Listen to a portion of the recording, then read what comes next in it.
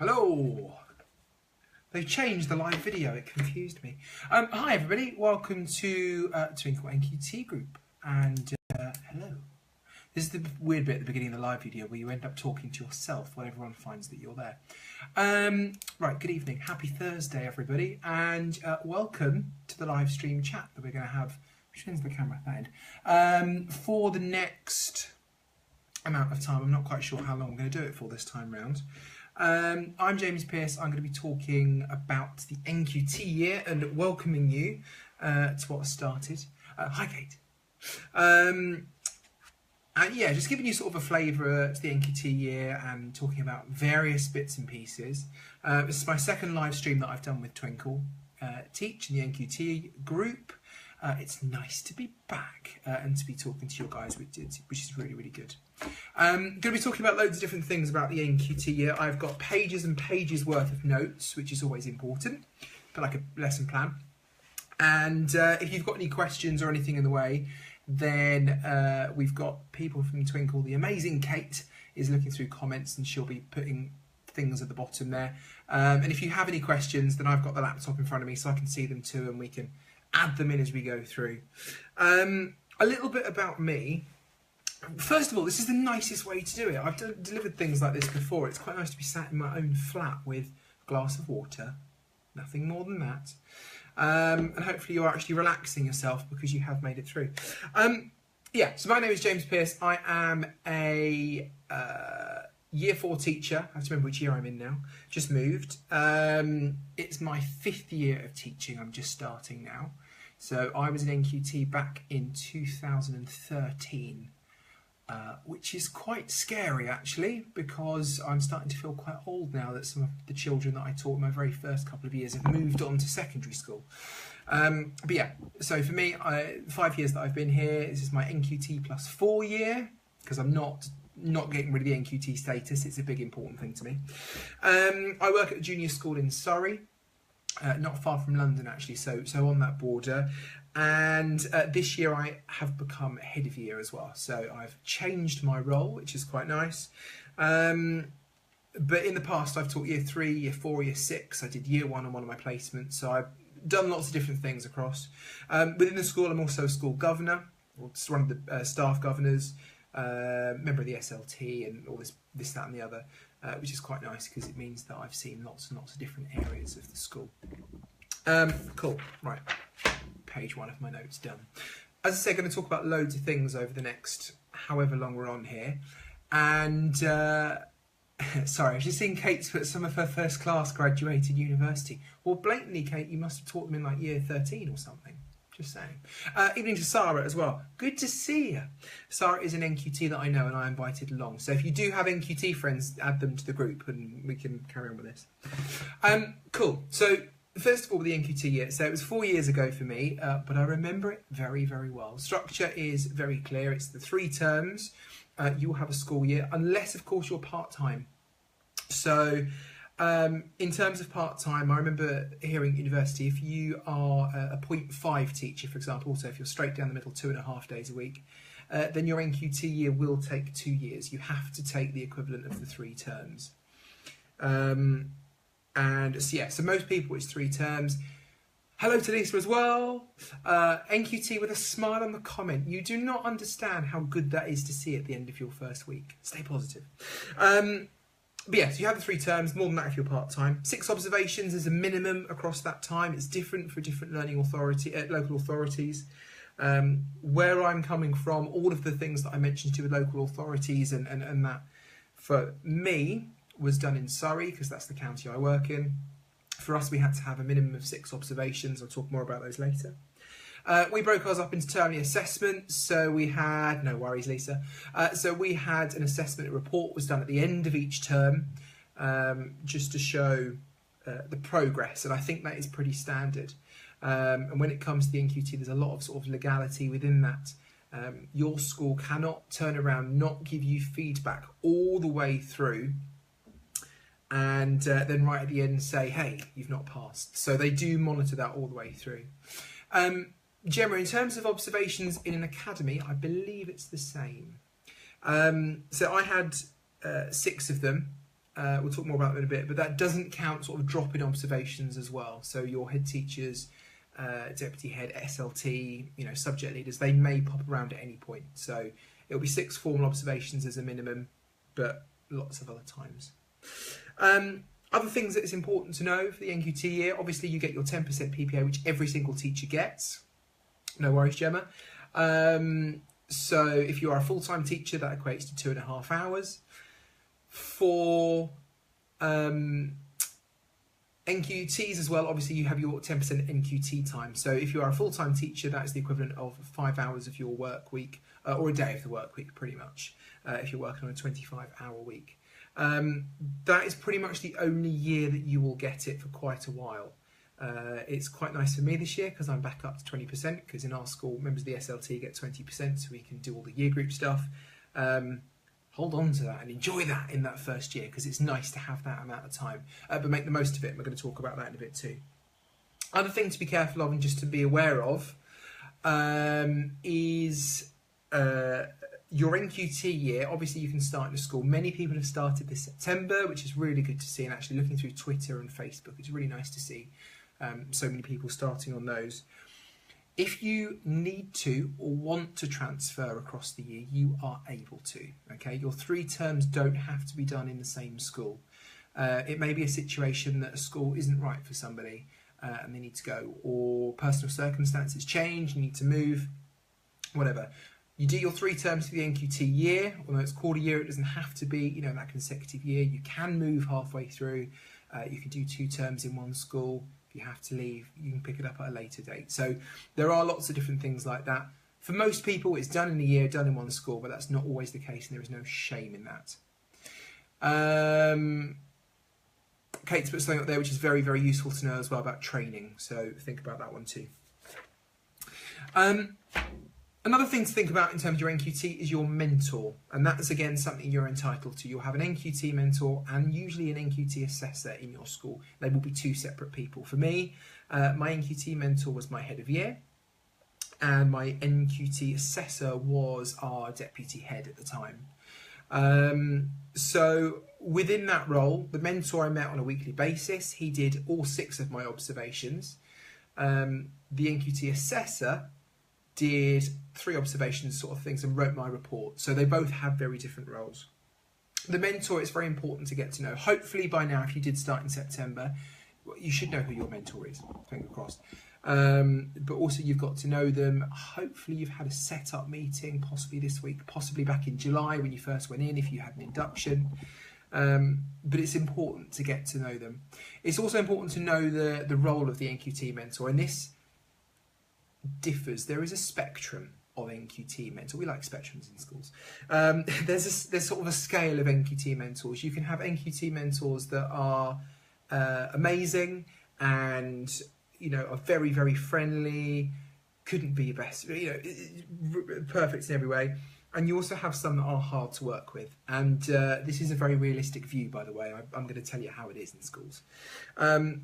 But actually, your NQT mentor is there. They are there with that role.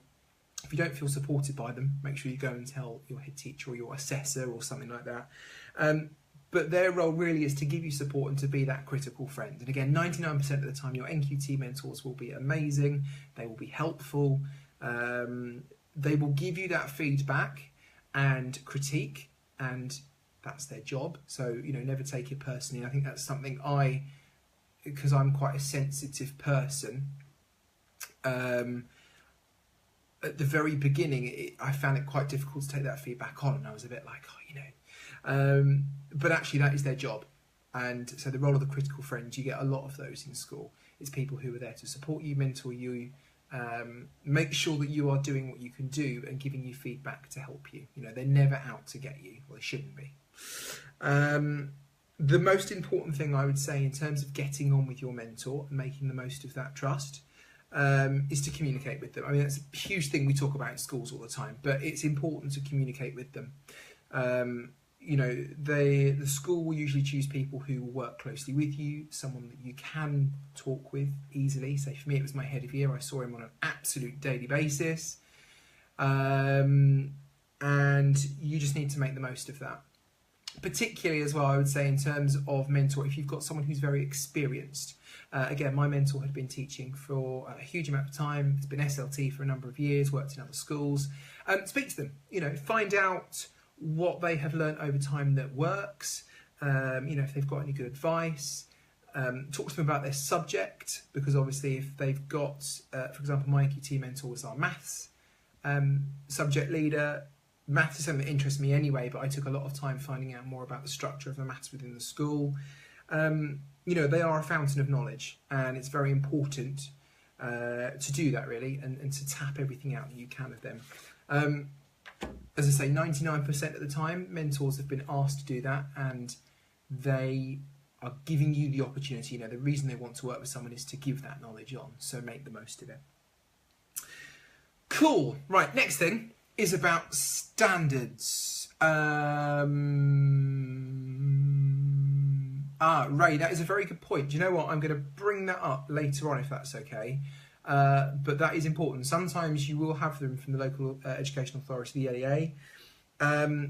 If that is the case, what you might get, if I'm going to say it now, what you might get is an in-school mentor. And if you don't get that, then it's a good opportunity to find somebody in the school. So if you've got somebody who you just, you seem to get on with, or you click with, or your head of year, you can always ask them for those same sort of things. So a couple of years ago, we had an NQT came in, worked within our year group. I wasn't her mentor or anything like that, but her and I had a good friendship, and I would go through her observations with her beforehand. We would talk about the feedback afterwards. And although I was quite new to the game, it was only my third year, I sort of had that mentor role as well. So you can find that. Just because they're not your official NQT mentor doesn't mean that you can't have that same connection with them and sort of tap into their knowledge. So Ray, that would be my advice. Thanks for the question. Okay, moving on from mentors, standards and evidence. Now, this is the big thing, and so many of you have commented on this on the NQT group, because I've been keeping an eye on it this week, and on Twitter, which ironically Kate has just put on there. Kate, you diamond. If you want to follow me on Twitter, Life of an NQT. Thank you. Yeah, lots of people have spoken to me about standards and evidence over the last few days, because that is something that worries so many NQTs. You've just finished your student time as a PG or a BA or anything like that. You're sick to death of seeing the folders, but you've got one more year of them, and it has to be done. The way that the NQT year is assessed in most LEAs, don't know of any that are different from this, but I'm not 100% sure, so I'm not going to lie, is you will have a file, either a paper or online, which will have reports in at the end of each term, they'll have observation notes, and they will have evidence for your standards. Yes, Kate has put one up there actually, evidencing NQT standards. I'm pointing there, it's there on my phone, but it might not be for you. What an idiot. But yeah, document is great for that one actually. I did have a look at that one. It's useful. The file will have evidence in there of your 8 teaching standards. Now, you will know these from your PG year or BA year. Luckily for all of you lot, they didn't change halfway through like they did during my degree. Hey, useful. We had 33 when I started. You've got 8 standards to work on now, and you've got the part 2, which is equally as important and again must be referenced. My advice for you, and this is a little bit controversial, so if you see Kate putting something separate in just a moment, listen to her as well. My controversial view is that in terms of the standards, don't panic about them for the first couple of weeks. Obviously, it's important, very important, that you get the evidence and everything for your report, and your first one will be coming up in December. But for the first 2 weeks, I really would prioritise just getting into school, enjoying the time, and making the most of your class and this, that and the other. You have got time to do your evidence. You've got time to reference the standards, and you will naturally do that because things like standard 4 for planning, I think, God, that's bad, I can't remember them, or standard 8, wider professional responsibility, my favourite one. You will be doing that anyway, pretty much on a day-to-day, if not weekly basis. So don't worry too much about going out of your way to hit them or anything in these first couple of weeks. Make the time, get used to the children, settle the children in. They are your priority at the end of the day. The other thing to do and to think about really is to chat to your mentor and assessor about how they want them set out.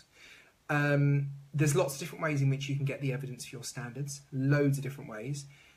It's good to know what is expected of you earlier on. I know a few NQTs from other schools that have not checked with that, and then all of a sudden they've come to the point where their evidence needs to be done, and they've been told to change it all because they rushed ahead and did that. Again, that's a good thing about not worrying about them in these first couple of weeks. Get to know the children, get to enjoy that, think about what you're doing, and in a couple of weeks' time, ask your assessor and your mentor how they want them formatted. And I would say no later than the first week of October, sit down and start to think about them. There's a few different approaches to evidencing your standards. The first one that I've seen, which I quite like and I wish I'd done back in the day, so it's not how I did it, is to photocopy things and sticky note as you go. So have a plastic wallet or an in tray or something in your class. If you can think of something that you've done that evidences a standard, photocopy it, sticky note it, stick it in there, and then when you get to doing some folder work, you've got that there. You can do that as you go. Standard evidence as you go.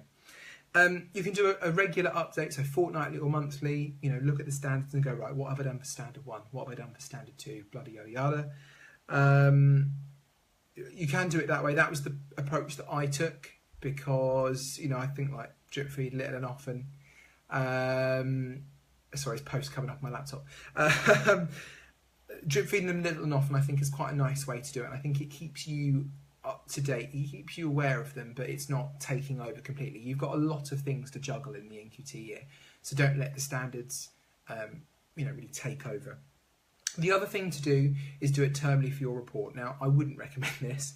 It's what a lot of university students do and what I did at university. But now, it is definitely worth keeping up with it. Particularly with the first one, you don't want to spend the night before your report's due in panicking because you haven't got enough evidence for a standard or not sure what to do with them, particularly as it's Christmas time as well. You want to be able to enjoy that and to celebrate the end of the term. So my advice, fortnightly or monthly, choose one of them. Take possibly an hour of your NQT time and sit down and really think about what you've done for each standard. Look at the standard. There's loads of different things online. So Twinkl have got one as well, of what you can use to evidence those standards. You can use children's work, take photos. I had some photos of displays in my NQT evidence folder, photocopy of children's work, photocopy of my assessment log. You can put copies of children's reports for the summer one. Your observations as well, fantastic. Yeah, that's a good point, Kate. Actually, your observation feedback, if your mentor or an assessor are really nice, will reference the standards, so you can quite easily transfer them over. Obviously, one of the standards is all about planning and teaching, so you're going to need your observations for that one.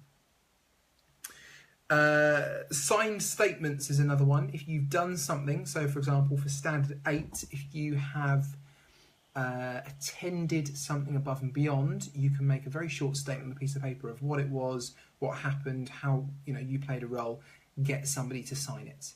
I did that. I had a BA3 student teacher with me last term, and I've got a skit student with me this term, and if they do things which they haven't taken photos of, so like meet the teacher evenings, I get them to write a short paragraph. If that, I sign it, and that's evidence enough. The other thing is email printouts. Now emails, particularly from parents, this is really good for, again, standard 8, working with parents, but also thinking about adapting children's needs. If a parent has got in touch with you about, for example, trying to think some examples here, I've had children in the past who have had hearing difficulties, which unfortunately I'm starting to get as well, which is not good, and therefore I have to adjust my seating plan. So something I could have done for thinking about adapting learning for children's needs and the safe and stimulating environment in the classroom, I could have taken that email, put a copy of my new seating plan or something in there, put that into the folder. Okay, that just shows that I've taken that on board. I've worked with parents as well. That sort of hits 2 or 3 standards. The evidence can hit more than one standard. The more the merrier. There's no set limit of how many bits of evidence per standard as well. That's quite an important one. Some people will aim for 2 a term as a minimum. I think really, get as many as you can in there, really. And if you're cross-referencing as well, you can have quite a huge amount. But there's no set amount. As long as you've hit the standard and the evidence in the folder shows that, it doesn't matter if it's 5 or 50. It really doesn't. But again, it's worth talking to your mentor and your assessor to see what they're thinking. Okay, before I go on to observations, again, just a quick reminder, Kate is doing a marvellous job there. She's having a chat with Sarah in the box. Have a drink, bear with. If you do have any questions, then please do chime in with the conversation. Either Kate will answer them or I will talk about them on here, and there is time for questions at the end as well. This is the weirdest thing because there's no one to bounce off of. Okay, observations. The other bit that people worry about, not just the standards, but the observations. We all hate observations. It's just the nature of them. It feels weird to have an intruder come into your classroom, watch what you're doing and judge. We don't like that. But actually, what we need to see it as an opportunity for you to get support. And again, once I got over that mental hurdle in my NQT year, I found it a lot easier. Your mentor, your assessor are there as a critical friend again. They're there to help you and support you through. I took it as a chance to see what I was doing wrong. And I'm, again, slightly different view from many teachers. Obviously, if you get Ofsted, up your game. But for my NQT observations, I did what I would normally do because I didn't want to, fake it and go really above and beyond. I knew that I could do that, but for some of them I just thought I'm going to do what I would normally do because I want to see how I can improve my normal classroom practice. Again, that's the point of the observations. It's to see you, your natural teaching, and to give you that feedback. Best way to do it, range of subjects. Don't stick to one subject across the year. All of my observations are all in different subjects. I had an English, a maths and a science, which in our school was compulsory. And I did a computing, I did a PE or a games one is quite nice to do as well, particularly if that's out your comfort zone, which it is for me, or was for me, I suppose. Make your most of all the different range. The other thing is use the opportunity to take some risks. The best NQTs and the best teachers will take a risk in their observation. I've been told that so many times over the years. It's very easy in an observation to play it safe. Get the children to sit down, do something nice and quiet. Try and maintain silence. Do the status quo. It's what a lot of us do. I think my best observation over the last 5 years was in my second year, and I was observed doing a lesson. It was a maths lesson, it was problem solving, it was all based around I'm a Celebrity, Get Me Out of Here. I had children collecting stars, there were word problems, they had to come up and get one. If they got it right, they got the next one. It's like a scavenger hunt for word problems. The fact I had children running around the classroom out of their seats, the I'm a Celebrity theme tune going on in the background, seriously, any other time I would have just gone no. But that was one of my favourite ones. I enjoyed teaching it. It was a laugh more than anything. The children achieved. It went okay. And if it hadn't have done, I would have known to stop it and go, do you know what? We're getting a little bit too excited about this. We've tried some, but let's bring it back with a mini plenary. Let's double check what we're doing. And maybe then slightly try and calm it down for the other half. Take the risks. You're able to get advice on them. The other thing to mention with that is that you do get the opportunity to retake in your NQT year. If you have an observation that you don't think went well, we've all had those moments in life, don't let it get to you. You are within your rights to say to your mentor or your assessor, I don't think that was the very best that I could do. I would like the opportunity to retake the observation. Now, obviously, if they thought it was a good one, they may say to you, there's no point. You're going to do another one next term and it will be better. But if it was an absolute disaster and you really, really want to retake, you have the right to do that. And not a lot of NQTs know that. Okay, so again, play that card, make that opportunity, because it doesn't happen when you're not an NQT. If you want to, then do that. Make the most of it. Right, observations. Sorted, done. Next thing, colleagues. You've been in school for a week now, or less than a week probably. around the week. Colleagues are a key factor within your school, and you need to make the most of the opportunity to get to know them.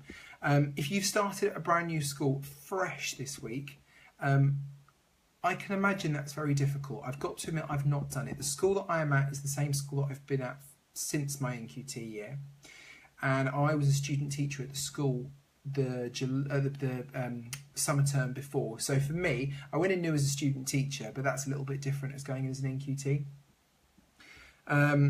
So I've got to say hats off to you if you have started in new schools in NQT this week. Big respect. Get to know everybody, make the most of finding all the different people. Expertise is good. If you at university specialised in something, try to get to know the subject leader of that. As I said, my Nqt mentor was our maths subject leader, and I did a maths specialism. I haven't been a maths subject leader, and I probably won't be for a long time. But it was really nice to work with him and to find out lots of things about how he understood the subject. And actually, he always said that he got some stuff back from me, because obviously I've learnt stuff in university. I brought the sort of fresher side to maths because he hadn't heard a lot of the things that we'd done during my university degree. So you will be able to offer things, particularly as a fresh face, to your colleagues.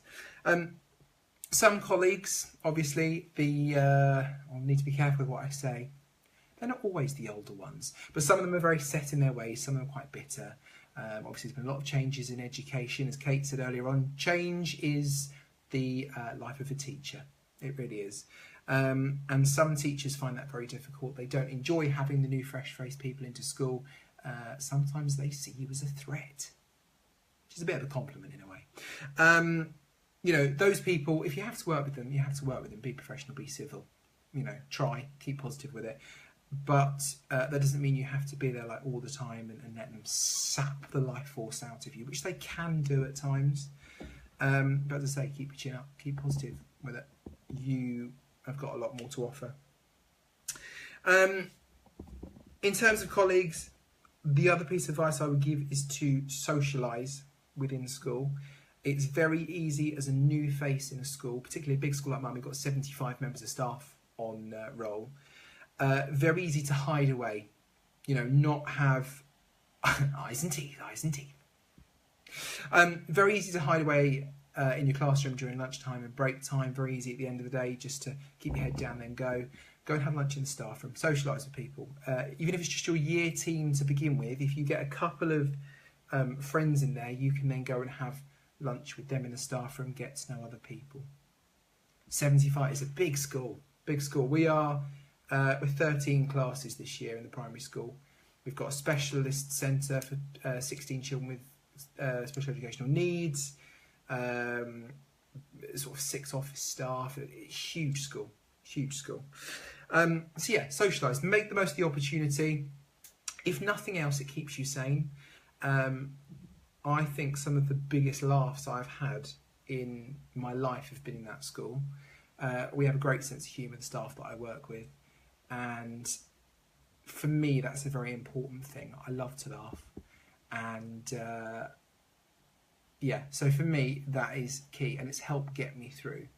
You know, if I have a tough day, I don't hide away with it. I will go into the staff room. I will see, you know, I get on with anyone.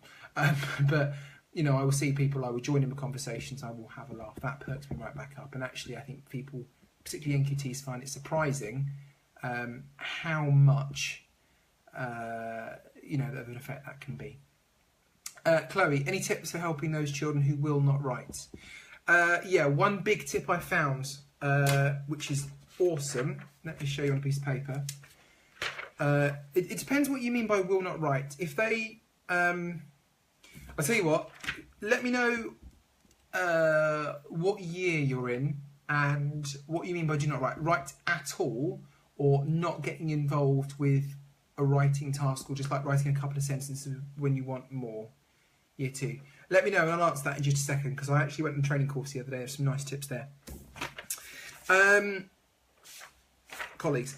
Yeah, so the other thing to do, meet with the Senko, meet with the governors. As a governor now myself, I quite like it within the NQTs and student teachers, which obviously it's past you guys now. Make the most of the opportunity to go and speak to the governors. That means quite a lot to us. And again, standard 8. I should get that on a t-shirt. Cool.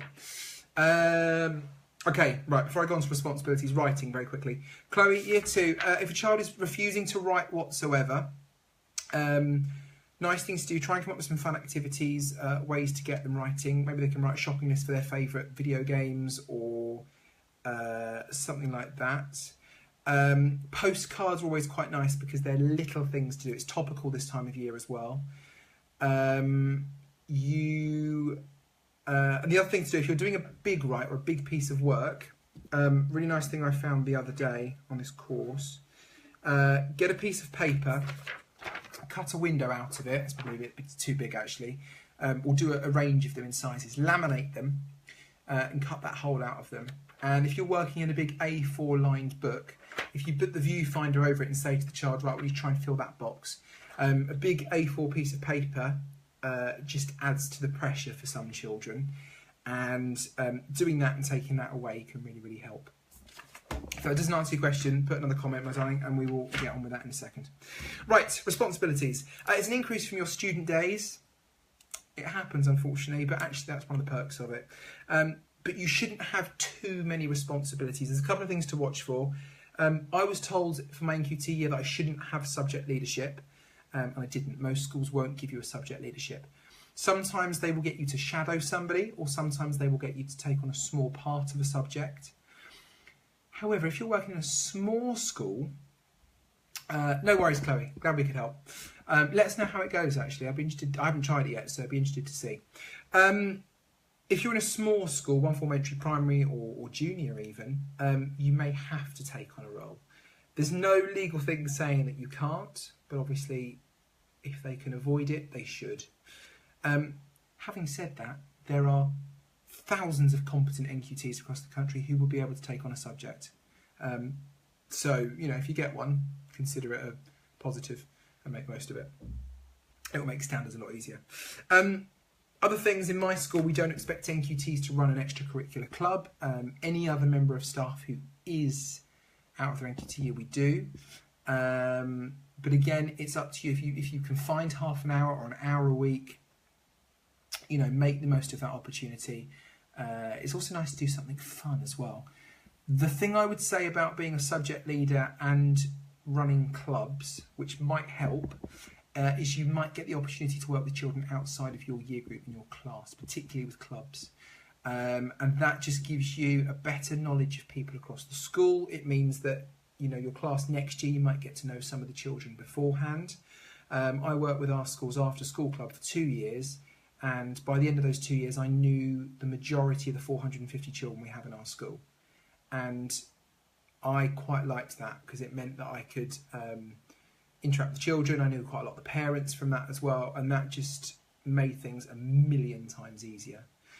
Shadowing a subject leader is a great way to work into it, as Kate says, particularly if your school asks you which subject you'd like to work on. As I said, there's no guarantee. Our maths coordinator has been maths coordinator for years, and he does a brilliant job at it, and therefore, for the whole time he's at school, I don't want to step on his toes. I've done geography, I've done computing, and I've done science. I'm doing science now, I've just started. So, you know, take the opportunity, work with them. Responsibilities. Next one, I'm going to say, bear with me. I can't be the only one, actually, just very quickly. Has anybody else got a dry throat this week? Where I've had 6 weeks off and I've not been talking, I've got the driest, sorest throat this week. It's like doing exercise. If you stop for 6 weeks and then come back to it, it hurts. It's not good. Okay, social media. I always like to throw this in because I'm a big fan of social media. As Kate said earlier on, I've got a Twitter profile about life in NQT. Love Vocal Zone. We had voice training when I was at uni, actually. It's one of the lectures that the university put on, which I thought was brilliant. I've never heard of a university getting vocal training before. But we did sit doing vocal warm-ups, which of course I've never done in the morning in my life. Yeah, big fan of social media. I do that. I actually work in another walk of life. I have about 5 different hats that I wear. As a social media coordinator for a radio station. I'm always on Twitter and Facebook. It's just the way that I am. So yeah, social media, I would say use it to your advantage.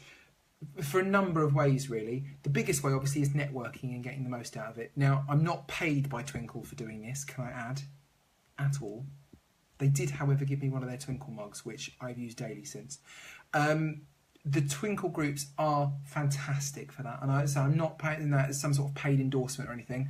The communities that they have set up, there are lovely teachers across the country, lovely people, and it's quite nice to sit there in an evening and have a laugh, and people put funny things up. When you sit there in an evening and you realise that you're looking at posts of people's displays, you're a teacher. So use it to have a bit of a social life. We know that as teachers it's sometimes difficult to find the time to go out and do that, so at least make the most of an extra half an hour in the evening to chat to people in the groups. There's not just that, there's Twitter chat, there's Nqt chat on, there's a hashtag, I think it's Wednesday evenings or whatever. Loads of different ways out there to get in touch with people, so do it. The other thing obviously is to network, to get tips. I try and go on my feed at least once a week. I literally just search hashtag Nqt and go through hundreds of posts and just answer all of them. We've got nearly 1,000 followers on that now because people just sort of get involved. This week has been really lovely for that. I sat there on Sunday evening and I searched for hashtag Nqt and I just said good luck to every single person who posted up saying they were nervous. And it was just really nice to get people's responses back to that one because hopefully it just made them smile a little bit. It's nice. We can be nice people. Teach meets are also very good, as Kate's pointed out. One that's very good for science, which I'm hoping to do with some of our staff soon. Science Museum, for example, does they do 4 a year, every 3 months, a special late evening event where you can go to the Science Museum. It's open to teachers. You can network with teachers. They have shows on. They have resources you can take away, and you get a free glass of wine. Hey, so things like that, networks and that, brilliant to do. Facebook's good, Twitter's good, LinkedIn I found is quite good, although I'm always getting things from recruiters trying to get me to move school, which is not happening, sorry guys. The thing to be careful of with all of that though is the children and the parents. My favourite story to say when I do my Nqt chat to the university that I went to, and I go and speak to them every June and July. My second year, my first day in my second year, I got the children to do a holiday recount, and one of the kids in there put that over the summer holiday, their mum and them had searched me up on Facebook and on Twitter. It's great. Just be careful with it. I've got three Twitter accounts. I've got a personal one which is locked. I've got my media one for my radio and television work that I do, and then I've got my teaching one, which is the life of an Nqt. So I have 3 different ones, and the media one and the teaching one are public. The teaching one doesn't have my name on it at all as well, actually, apart from obviously I put the Twinkl thing up, but there's no link to that in my personal one whatsoever. Just be careful with it. The way it works. Invitation there, if you're out in Sheffield, Jen and I are out at Chatsworth tomorrow for free teacher evening. Call it a date. Unfortunately I live miles away from Sheffield, so I can't go up there. Cool, so a couple of more things, not long left to go. We timed it quite well this year. Things that are coming up for you. Parents' evenings. Yes, social media policy, very good. Of course, blogs in schools can be used as well, I forgot to say. Sometimes you'll have class blogs and things like that. Just be careful, you have signed a social media policy as part of your school handbook. So use it wisely. Couple of things then. So coming up, so you've got parents' evenings. My advice for parents' evenings, which always put the fear into any Nqt, is do your prep. Make sure you know what you're going to say. Make some notes. Make notes during the meeting as well, because there's nothing worse than saying to a parent, yeah, I'll do that for you, and then you completely forget. I've done that multiple times. Make notes with a pen and paper and look at them. It doesn't have to be, the next day, a couple of weeks later, but make sure you do those actions. My other blag for parents' evening, and I used this last year because I was in year 6 for my first time, is handouts. Have a book list that's appropriate for your year group. So, recommended reads. Have the spelling list from the national curriculum for your year group printed out, ready to go. Have, if you're in year 6, the appendix for what type of formal written methods are used for maths. Just things like that, that if a teacher says, well, you know, what are you doing? What can we do to help at home with reading? Here's a reading list. You know, we want to practice some spelling, but we want the whole list of words. There it is. Really impresses parents, puts you on the upper hand straight away. Really helps. With the other thing with parents' evenings, or any dealing with parents, just remember that the parents, their child is their pride and joy. Okay, so even if that child is an absolute nightmare at times, that parent loves them. Also, don't surprise them. Don't sit them down on parents' evening. You know, this will help you not have an angry parent shouting at you across the table. If there is something you want to tell the parents, for example, you know, if there's been bad behaviour recently or something like that, tell them outside of the parents' evening. Drop them an email, call them, bring them for a meeting beforehand. Don't throw it at them at parents' evening in the hall with the rest of your colleagues, because if it goes wrong, it doesn't look great. Just protect yourself in a way. Yeah, do that. Yeah, brilliant book lists. Twinkl does have them, actually. It's a good point. Use them, they're good. Assessments, you might have assessments. We have termly assessments. Familiarise yourself with the format. Obviously, don't cheat, don't teach to the test. They're kids. But just make sure that you are aware. Teach some of those test skills. Practice your word problems as part of maths. Use maybe your test question as a starter or a plenary. Don't be overbearing with them. Don't test them too much, but just get them ready. Particularly in year 6. So last year, every maths starter, we would have a question from past paper. They enjoyed doing them. We had little scoreboards that we keep a tally over the weeks. You know, it's just a nice way to do it. Other thing is trips. Now, in my school, in year 4, which is where I started, November, we go on a trip. And we go on that trip alone, class by class. So for me, my very first trip as an NQT, I was in charge. It was madness. It's absolutely fine, it went well, it was a really nice place to go. Just be prepared, know what the school procedures are, read the risk assessment ahead of time. In terms of school procedures, be ready with, and I know this sounds quite worst case scenario, but it's just worth thinking. You know, if something does go wrong, know who to ring, know what to say, and how to deal with it. If you've got parents going with you, little tip, if you've got parents going with you, don't be scared about that. Use the opportunity to build a good rapport with the parents. That's 2 of your parents' evening or 3 of your parents' evening appointments that will hopefully go a lot better because you've already got to know them already. Right. Couple of things. Tips. I'm going to go through this very quickly because we're running out of time now. In terms of tips, my tips for you this year, across the whole year, would be, first of all, to prioritise. Your NQT year is a juggling act. You have got loads to do because you've got to teach a class, you've got to do the assessments, you've got to do the assemblies, you've got to do the trips, you've got to do the assessments, you've got to do, you know, Christmas plays, Christmas fairs, you know, all these things. Prioritise. You know, if you need to get your standards done, think about it 2 weeks in advance. Do them at some point, but put the children first. Take the time to enjoy the year. Don't stress yourself out. You know, there's an alarming number of teachers that leave the profession within the first 5 years. I'm really proud of the fact that if I make it to the end of this year, fingers crossed, I won't be one of those statistics. I will have made it for 5 years and I'll be starting my 6th. That actually makes me feel quite proud because sometimes I didn't think I would. But, you know, keep up to date, prioritise, juggle. Keep the balance on home and life. Again, something I struggled with for a time. For me, I have my other job. I work in radio. I'm a radio presenter.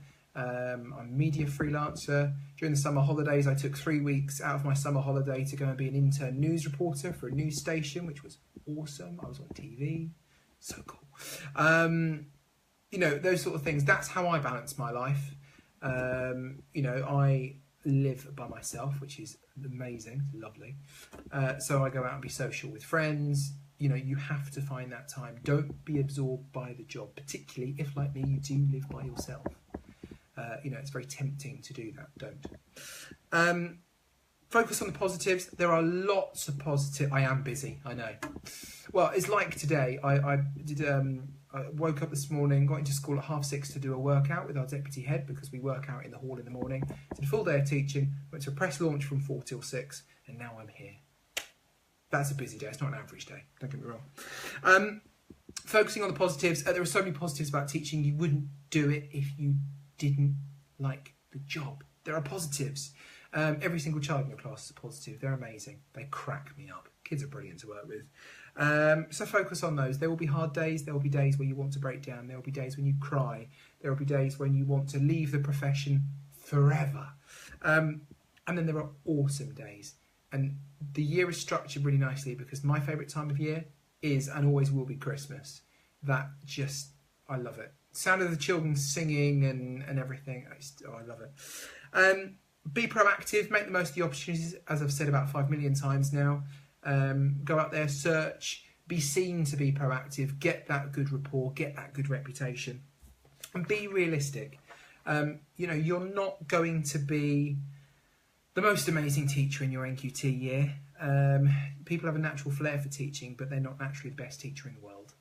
And if you do get Ofsteded like you do in your first year, and I did, and I didn't do amazingly well, that was probably the hardest part of my NQT year, the lowest point, because I really felt like I'd failed, and I'd let the school down, and that I sucked, basically, and I was like, I don't want to do this anymore.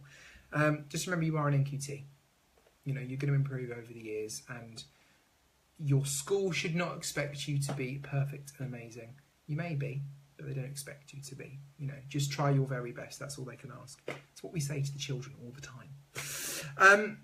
Make the most of it. This is the year to take risks. It's the year to get advice. It's the year to observe other teachers, and you lose that opportunity after your NQT year, so use it.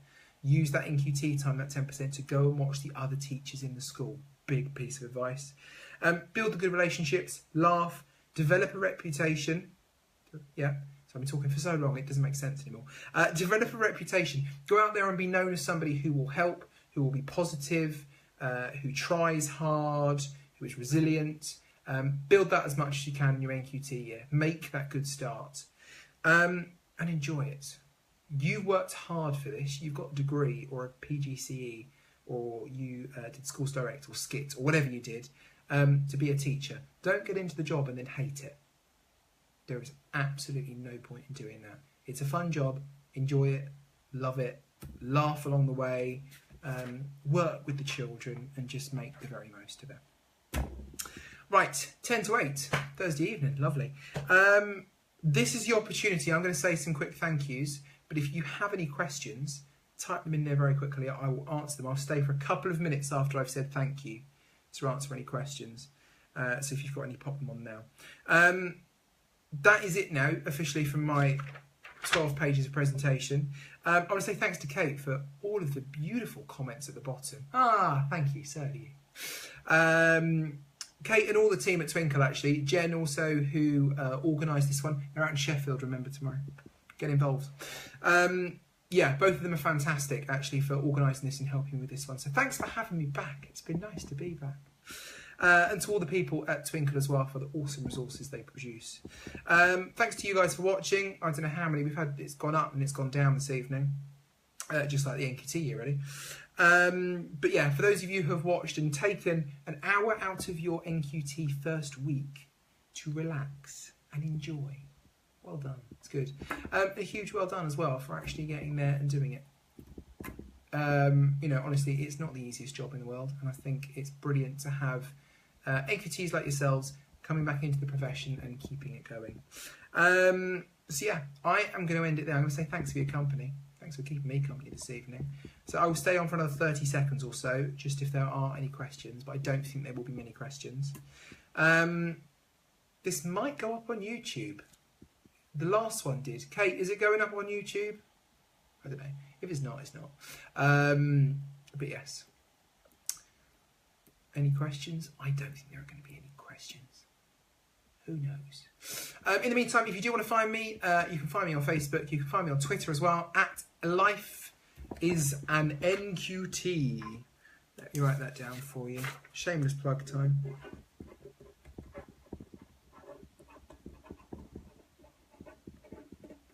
It's not my best teacher writing. It's my scrawl. Oh, is that in reverse? Oh, I hate Facebook Live when it does that. If it's not in reverse, awesome. But if it is, sorry. Life of an NQT, go follow me on there. Lots of advice coming up in the coming weeks. But yeah, enjoy the rest of your Thursday evening. Enjoy your first Friday in school. And enjoy your very first, very well-earned weekend. Enjoy it, keep using, keep chatting on the group. Lovely to speak to you all. Thanks for having me, putting up with me for an hour. And yeah, the very best of luck. Thanks very much for watching.